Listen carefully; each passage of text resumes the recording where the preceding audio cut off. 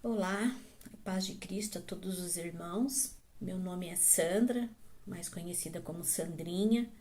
Participo aqui do grupo na cidade de Jandira. Sou casada com o Paulo, meu esposo é o Paulo, e tenho 3 filhos: a Gabi, o Mateus e a Júlia. Fui convidada para estar assim dividindo uma palavra com vocês e é a primeira vez que eu estou fazendo isso, né? E peço aí o perdão dos irmãos aí pela inexperiência, tá bom? Vou estar aqui dividindo uma palavra que Deus tem falado ao meu coração já há um tempo, né? E gostaria de convidar você para estar comigo pensando, primeiramente, que nós somos um time de futebol. Então, nesse time de futebol, nós vamos ter várias funções, vários cargos, né, para que esse time aconteça. Dentro desse time, nós vamos precisar de jogadores titulares, jogadores reservas, vamos precisar do treinador, do técnico, vamos precisar do massagista, do médico, vamos precisar de um diretor, de um tesoureiro, né, daquele que cuida dos uniformes, enfim, várias funções aí nós vamos precisar dentro desse time. Mas algo que me chama muita atenção, que eu acho que é algo assim também muito importante, é a torcida. Às vezes a gente esquece da torcida, que ela também faz parte do time, né? Todo time de futebol tem sua torcida. Eu percebi assim que quando a pandemia, né, quando não se podia ter, não se podia ter os jogos ali no estádio, as pessoas irem até o estádio, é, e foi transmitido pela televisão, né, alguns jogos assim, e a gente via o quanto era estranho, né? Eu não entendo de futebol, nem gosto muito, mas me chamou a atenção quando a gente via assim que os times estavam lá jogando e não tinha torcida, era algo assim muito estranho, muito chato, sem graça. Porque a torcida é aqueles que ficam lá, que gritam, né? Que estão lá no estádio, que incentiva, que apoia, né? O time, então tá ali e celebra o gol e grita. Então, assim, é uma alegria, né? A torcida faz parte da alegria, do incentivo. E dentro da nossa vida não é diferente, né? Desde que nós nascemos, né? Nós todos precisamos de torcida. Então, nós vamos aprender a comer, vamos aprender a dar os primeiros passinhos, né? Vamos ter a época da gente começar a ir para a escola, aprender, né? As letrinhas do alfabeto, né? E a nossa vida vai caminhando e nós vamos ter aqueles que vão nos ensinar, vão nos encorajar, vão nos ajudar. Então, desde que nascemos, a nossa vida toda, né, a gente sempre tem que ter uma torcida com a gente. Ninguém caminha sozinho, ninguém aprende nada sozinho. Então, a torcida tá lá para isso, né? E dentro da igreja é a mesma coisa. Então, uma igreja, né, existem vários ministérios, várias funções, vários cargos, vários chamados, mas uma coisa é em comum entre todos nós, que todos nós somos torcida. Somos torcida, temos que ser torcida uns pelos outros, torcedores, incentivadores. E dentro disso, existe um personagem bíblico que, desde que a primeira vez que eu ouvi uma ministração sobre ele, assim, eu me apaixonei e eu me identifiquei muito e eu gosto muito dele, porque ele é exatamente assim, né? Encorajador, que é Barnabé. Né? Barnabé ali foi companheiro de Paulo por bastante tempo, né? E ele era uma pessoa encorajadora, né? A primeira vez que a gente ouve falar dele é ali em Atos 4:36, né? Onde é o chamado dele. Então, Barnabé, que, né, se chamava, na verdade, José, mas que os discípulos resolveram, né, chamá-lo de Barnabé, né, o filho da consolação, tal. E a gente assim vê que realmente o nome faz jus à pessoa, né? Que ele realmente teve muito disso, muito desse chamado de encorajador, de incentivador, né? Aquele que estava ali, ó, né? Era pau para toda a obra, vamos dizer assim. E dentro, né, de tudo isso, eu vejo, tenho várias características de Barnabé que eu gosto muito. Então lá já começa falando assim da generosidade dele, do desapego, né? Então ele ali vende uma propriedade, dá, né, o dinheiro aos discípulos, né, para que fosse suprida toda a necessidade ali da igreja, né? Qualquer necessidade que houvesse.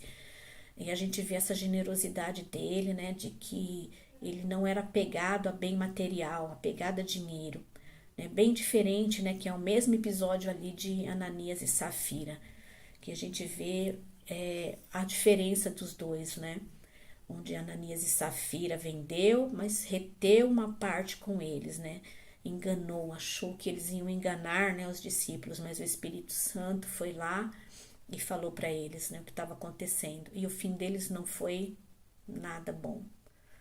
Mas Barnabé não, Barnabé era o contrário, era desapegado, né? Foi lá e deu com todo o amor do coração, né, para que se fosse suprida a necessidade da igreja. Depois, em Atos 9, 27, né, a gente vê a sensibilidade dele com relação ao Espírito Santo. Ele era uma pessoa que ouvia o Espírito Santo. Aqui se fala, né, da conversão de Saulo, né? Saulo já estava por ali, né, já havia acontecido a conversão dele, mas Saulo ainda continuava causando medo em todo mundo. As pessoas não acreditavam na conversão dele, as pessoas tinham medo. E foi Barnabé, que eu acredito que ouvindo o Espírito Santo, falou: vem aqui, Saulo, eu vou te levar até os discípulos, eu vou te apresentar a eles, né? E ele pega, né, Saulo e leva até eles, né? E ali ele faz um meio de campo, né? Intermedia ali a, a Paulo e Saulo, no caso, e os discípulos, e conta tudo como foi que aconteceu, né? E aí, a partir dali, ele, né, tem a liberdade de entrar e sair sem as pessoas terem medo dele. Então eu fico imaginando, né, antes de tudo isso acontecer, as pessoas, né, fugindo dele. Meu Deus, aquele homem ali que é o assassino de cristão, né? Meu Deus, um homem frio, um homem sem mínimo de coração, né, que matava mesmo, né? Então, assim, você é doido trazer um homem desse para perto de nós, né? Ele está enganando, né? Não confie nele. Mas o Espírito Santo foi lá e falou, né, para Barnabé: pode confiar. E eu fiz um trabalho nele e ele realmente se converteu a Cristo, né? Então, eu acredito que Barnabé ouviu isso, né, do Espírito Santo e foi lá e intermediou.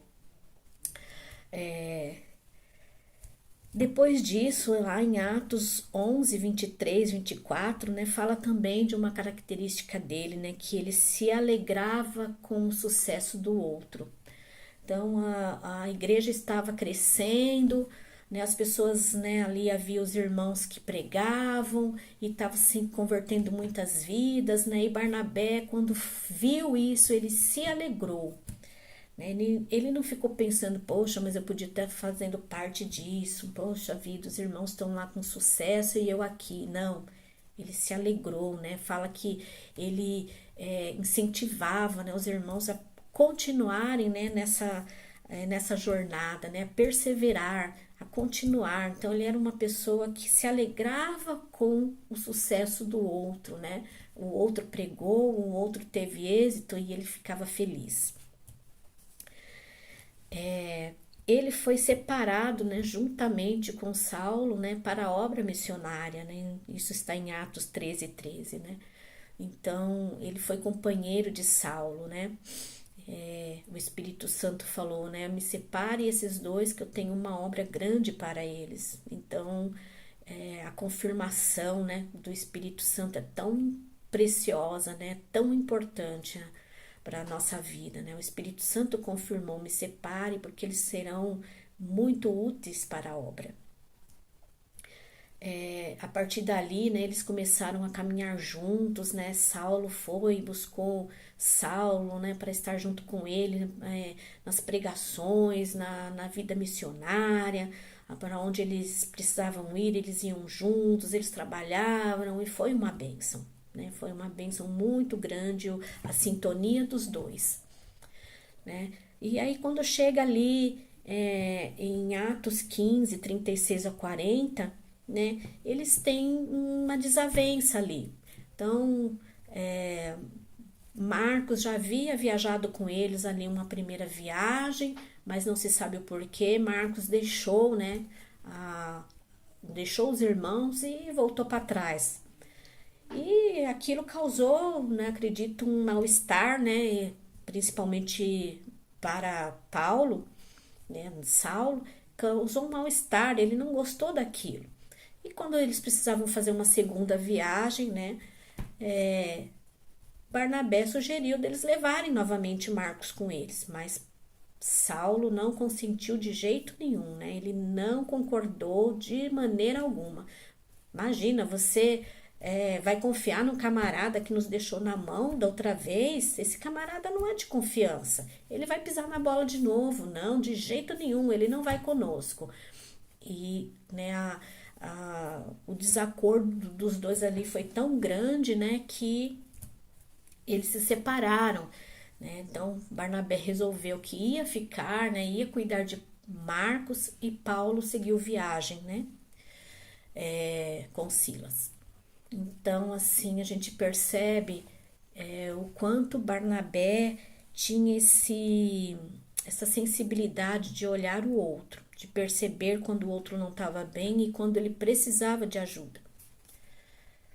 Até ali a gente percebe que Barnabé exercia uma certa liderança ali, né? Mas a partir daquele momento, quem começou a exercer a liderança foi Paulo, né? E em nenhum momento Barnabé ficou preocupado. Barnabé não queria glória para si. Barnabé não se importava com o título, com o cargo, em ser o primeiro, em ter sucesso. Não. Barnabé ele olhava o outro. Não estou dizendo aqui que Paulo, né, estava errado. Paulo tinha sim as suas, como que se diz?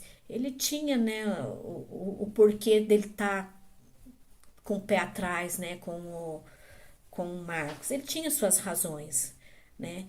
Mas ele teve um outro chamado. Paulo tinha um outro estilo, né? Paulo já era, vamos dizer assim, mais determinado, né? Mais durão. Então ele tinha um outro estilo. Cada um tem um chamado, cada um tem uma sensibilidade. E Paulo, naquele momento, ele não teve essa sensibilidade, né, que Barnabé teve com relação à vida de Marcos. Barnabé percebeu, né, pensou, esse rapaz está precisando de ajuda, alguma coisa está acontecendo com ele. Vem aqui, Marcos, eu vou te ajudar. Eu vou ficar com você, nós vamos caminhar juntos, vamos ver o que está acontecendo, no que eu posso te ajudar, né? Então ele teve assim esse desprendimento, né? Ele ele abriu mão, né, de algo muito importante que seria né, as viagens missionárias, para ficar com algo que eu também chamo de muito importante, que era cuidar do irmão, cuidar do outro.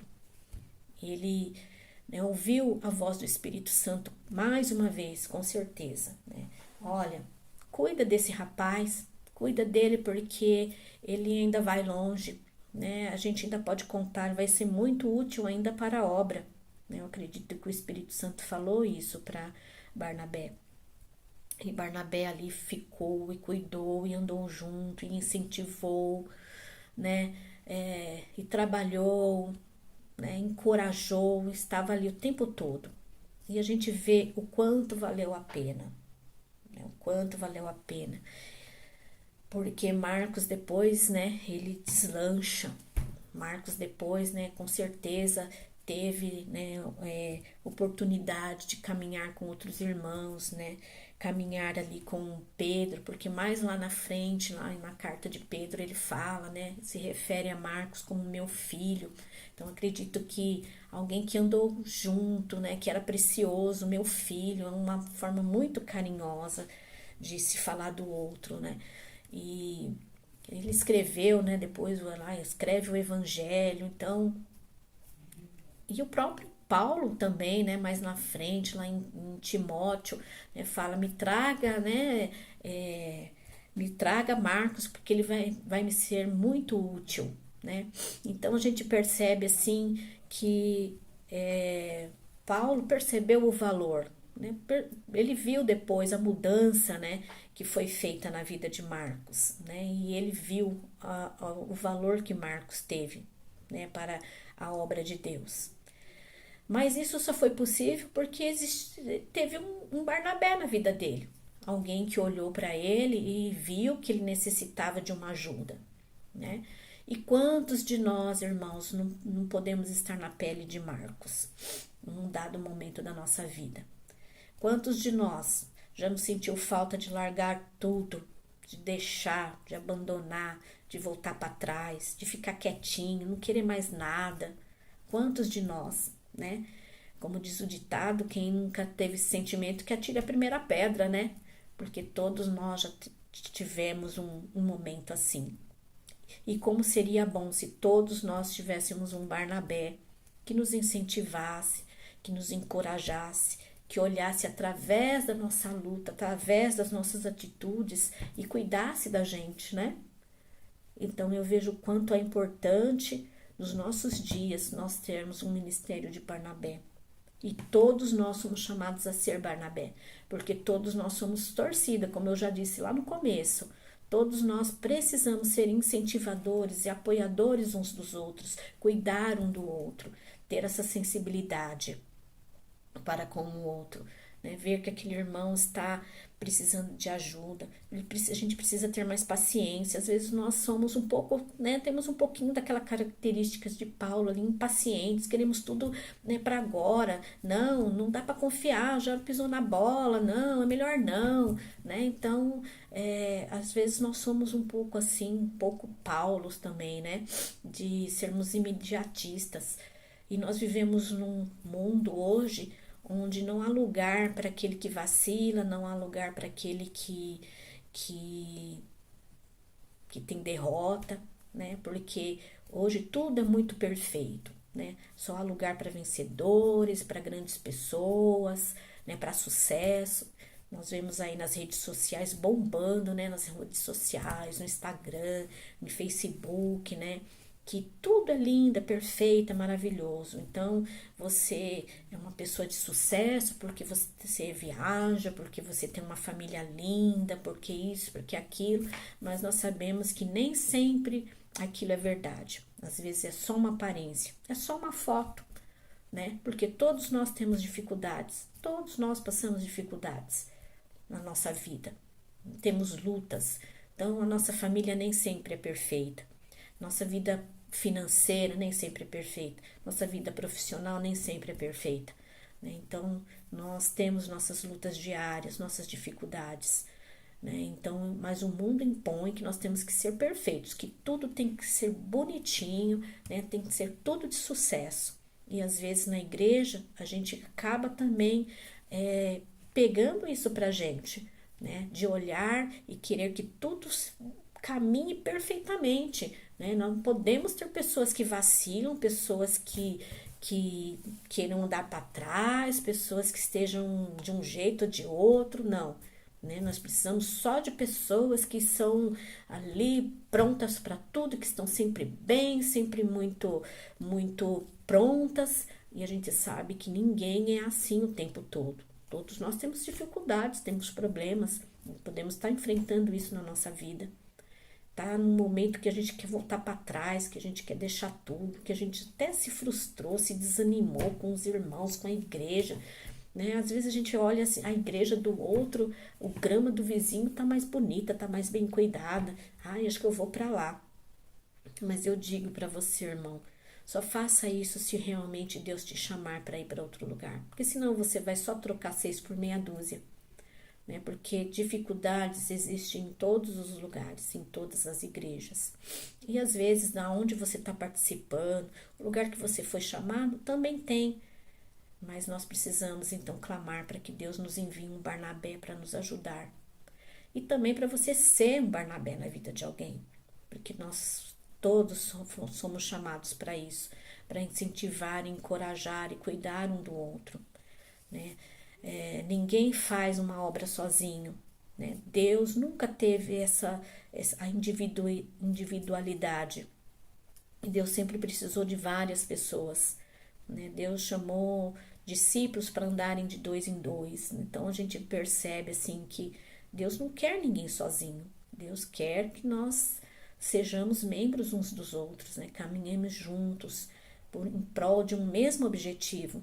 Podemos ter, né? Cada um tem seu chamado, cada um tem seu ministério, cada um tem sua personalidade, seu jeito, mas nós precisamos ter um bem comum, né? Todos nós somos chamados a nos encorajar uns aos outros, principalmente agora em dias tão difíceis. O individualismo não pode ter lugar dentro da igreja, né? A glória pessoal, os aplausos individual, né? Não podemos, né? Não cabe para nós, né? Nós precisamos sermos unidos em Cristo, né? Termos unidade, termos comunhão uns com os outros. Não é fácil, não é fácil. Nós somos pessoas diferentes umas das outras, mas o Espírito Santo precisa nos unir, né? O Espírito Santo precisa nos dar essa capacidade de caminharmos juntos. Eu te convido agora, né, a você refletir na sua vida, né?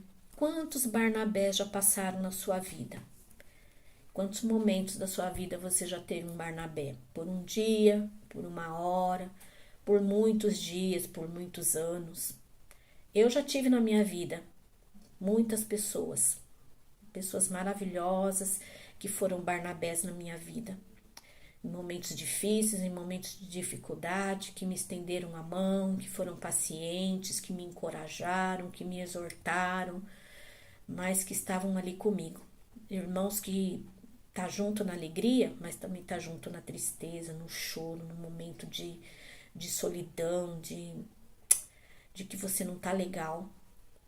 Eu sempre tenho esses irmãos comigo e eles são uma bênção na minha vida. Eu não saberia caminhar sem eles, né? São os Barnabés que Deus enviou. E eu te convido a pensar, reflete, busca lá na sua memória, né? Quantos Barnabés já passaram aí na sua vida? Eu espero do fundo do meu coração que você tenha tido Barnabés para cuidar de você, porque é muito triste caminhar sozinho. É muito triste quando você não confia em ninguém para contar os seus problemas, suas dificuldades, os seus pecados. Se você, por acaso, né, não tem um Barnabé, clame a Jesus, clame a Deus, clame ao Espírito Santo para te enviar alguém, enviar um Barnabé na sua vida, alguém que você pode chorar, que você pode contar as suas dificuldades, os seus erros, os seus pecados, e aquela pessoa vai te encorajar a continuar, a perseverar, vai orar com você, vai ajudar você a obter perdão, a perdoar. Então essas coisas são muito importantes para nós nos nossos dias. E eu também te encorajo, né, a você pensar, eu já fui Barnabé na vida de alguém? Eu já fui Barnabé, será? Será que Deus já me usou alguma vez para ajudar alguém?